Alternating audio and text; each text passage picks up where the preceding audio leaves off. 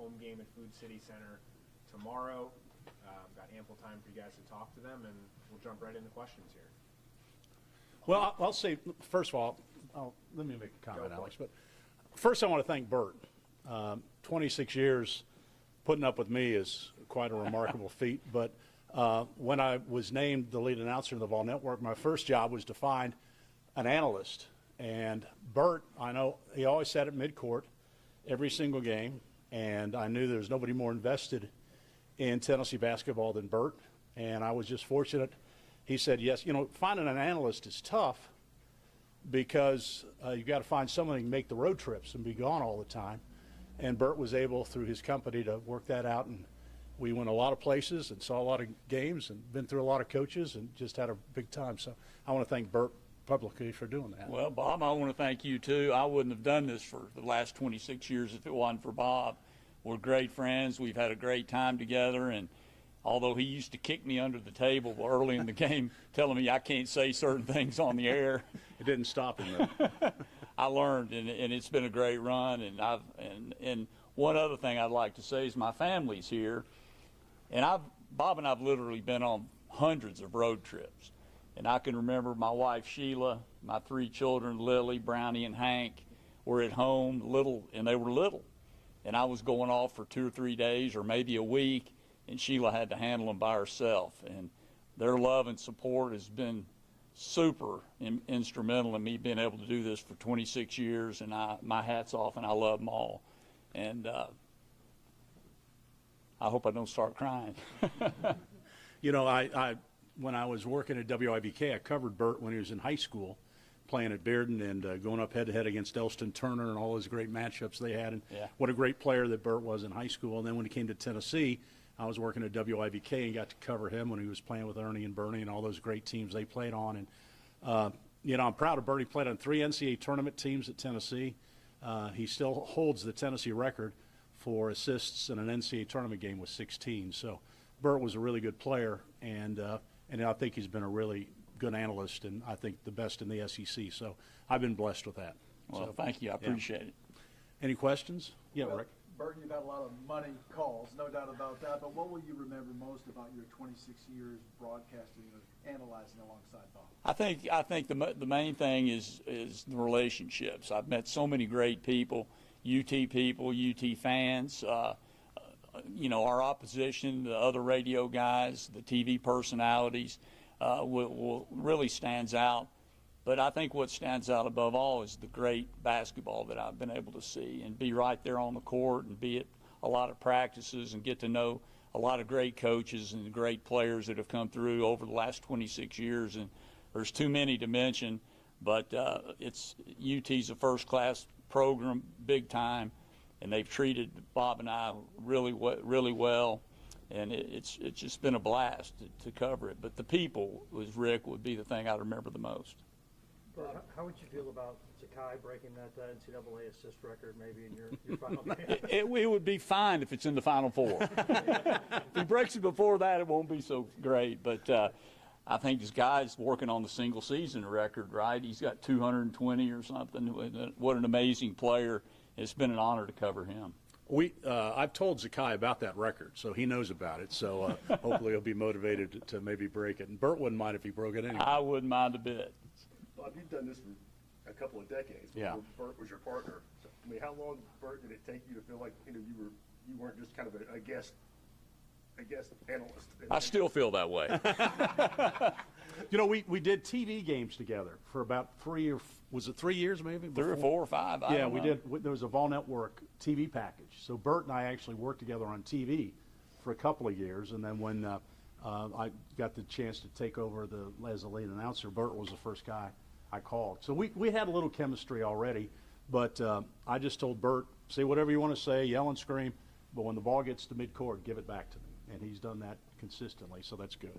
Bert, when did you kind of make the decision, and did Bob retiring factor into that at all for you guys to go out together? Well, honestly, I was thinking of retiring last year, and then Bob and I talked over the summer, and he said he thought he was going to go one more year, and he didn't come right out and ask me or put any pressure on me, but I said, well, I'll go with you one more year.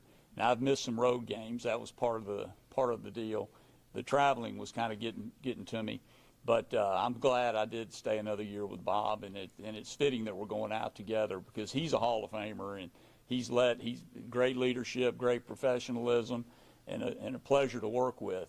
And the Vol Network's been the same way. Steve Erling, Glenn Thaxton, Brandon Parks, and all their staff have treated me in a first-class way the whole time. And I respect them, and I admire them for that. Tell them about your first meeting with Edwin Huster about taking the job. Yeah, I met with Edwin and Bob and Steve and Glenn. We went to lunch, and Edwin was he likes to give me a hard time anyway. I knew Edwin. Edwin was general manager of the Vol Network at that time. But he said, Bert, there's 3 things you can't do. You can't be a homer. In other words, you can't show favoritism to UT. You can't referee the game, and you can't coach the game. In other words, second guess the coach. And I said, well, I'm not your man. And he said, why? And I said, well, you're right on one of the 3. I'm not going to coach the team. I'm not going to second guess the coach. But I'm surely going to criticize the referees. I think your fans, and it's the Vol Network, so how would I not be a homer? He goes, okay, we'll let you go with that. Yeah. He was good with it. Is there a favorite memory you have in all the games you called? Every game against Kentucky that we win is my favorite. But there's been so many that it's hard to even count them. I can remember when Kansas came in here at #1 back when Pearl was here, and we knocked them off. We were shorthanded that game. That stands out. But winning in Rupp Arena, I would have to say, would be the highlight. How rewarding, Bert, has it been to watch Tennessee's program kind of elevate nationally over the last 25 years? Oh, it's been tremendous. It really has. Coach Barnes and his staff and all the people that have worked in the program are top-notch. And I love the way the players behave, going on the road with them, their character. They're all fine young men. And it's really fun to watch them grow as players and as people. And I wish I got to know them better, but what I know I really like, and it's great. Our program's been talked about all year, and we've got a great shot to go deep in the tournament. You were a great high school athlete here. You stayed in the community, business, philanthropist. And you've been well known since you were 18 years old around Knoxville. What's it been like to probably be well known or have more celebrity as a second career because of money and a broadcaster? I mean, there are probably people that know you for that don't even know you played until their parents tell them. Well, it's been great. It's been great, and the money thing kind of grew. I played with a guy named Terry Glenn, and he used to say money in practice all the time. So that's where it came from. And then Chris Lofton, his long-range shooting really took it to another level. And at times people say, you didn't say money enough during the game, and I feel like I say it way too much. But it's been rewarding. It's been fun, and I didn't do this for the money, that's for sure. Yeah. I did it as because it was fun and it was fulfilling and it was exciting and it was and being buddies with Bob, it was a natural thing, and I love UT basketball, so it's been great. What about the "talk to me" catchphrase? Is there another good story behind that one as well? I don't know. I think I heard somebody else, and I just stole that, But I've had some positive comments about it, and, I get wrapped up in the game. And one of the things that my father taught me was love of the game, but also whatever you do it with enthusiasm and energy. And that's what I try to do. I try to bring energy to the broadcast. And Bob's got to do a lot of other things as the play-by-play guy, much more difficult job. Me, I just, like you're sitting at home watching a game, and I just try to say things that'll help the audience understand what's going on. And I think when you're enthusiastic, it helps. Obviously, there was a good amount of success when you were a player here, and then it was kind of up and down for a bit. There wasn't times there wasn't.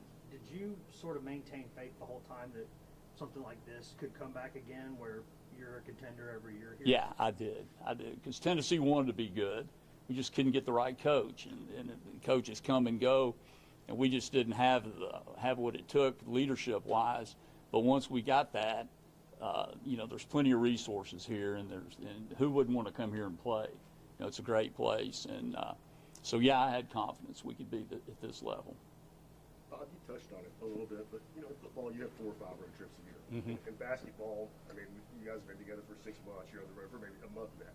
I mean, can you delve into a little bit of just how much of a part of the fabric of each other's lives you've become because of that? Well, you know, usually if it's a Saturday game, Friday nights we go to dinner someplace and we talk about different things. We go to shoot-arounds and be around and just be around each other so much. And so I've watched his kids grow up, and he's watched my kids grow up, and it's just been, you know, what's made it special is not only do we work together, but we're actually friends. I mean, we do a golf tournament for Helen Ross McNabb. We do a bunch of different things in the community. Bert's so active in the community.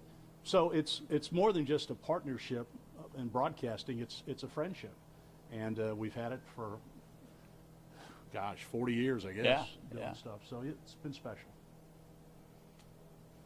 Anything else? You doing this just to get away from Rick? No, I had enough of Rick yesterday. No. And Bert will tell you, we have so much fun with Coach Barnes. And he's one of the most unique coaches I've ever been around, and Bert will probably back me up on this. When he's on the floor, I've never seen a coach more intense and down to detail. But when he steps across that line, you don't know what you're going to get. Practical jokes and stuff. I mean, it's just amazing. And that's what's made it fun. I mean, it's really been a lot of fun with Coach Barnes, and I marvel at how he prepares his team. I marvel the relationship he has with his players, the character he has with this program, and just what he's brought to Tennessee basketball. So we've been fortunate to work with some really good coaches, but Coach Barnes is right up there near the top. You know, and the one thing about Coach Barnes that you can count on is his teams play hard. Play hard defense, and they play hard. Sometimes they're off offensively, which all teams are. But his teams, when you play against Tennessee, you better come to play. And that's fun. That's fun for us over there.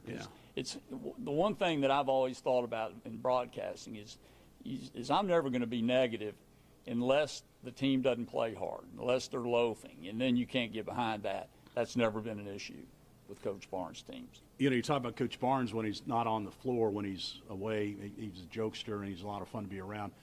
And I got the first glimpse of that, our first NCAA tournament game we were doing together. I keep a little card in my wallet, you know, it says the last word from Coach Barnes is brought to you by First Horizon. And I use that card so I don't mess up the close before we go into the broadcast. So we're getting ready to play our first NCAA tournament game, and I take my wallet out, and I get my little card, and I lay the wallet down, and we do the interview, and I say, thanks, Coach Barnes, and good luck today. He said, okay, thank you.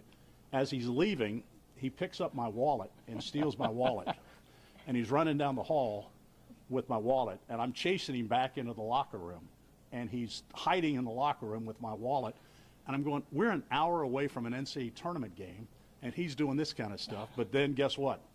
He goes out, and his team plays great, and they win an NCAA tournament game. So that's what you deal with him, and it's just amazing his focus, laser focus, when they tip the ball up and they start playing, and that's what's so amazing about him. Anyway, thank you all for being here, and thank you for saying, I hope, some nice things about us down through the years, and appreciate the coverage, and thanks, and support the basketball team going forward. Thanks. Thanks. Thanks, guys. Thanks. Thanks. Congrats. Appreciate it. One of your best ones you pulled out was for Santi, one of his first year when you pulled out the dinero.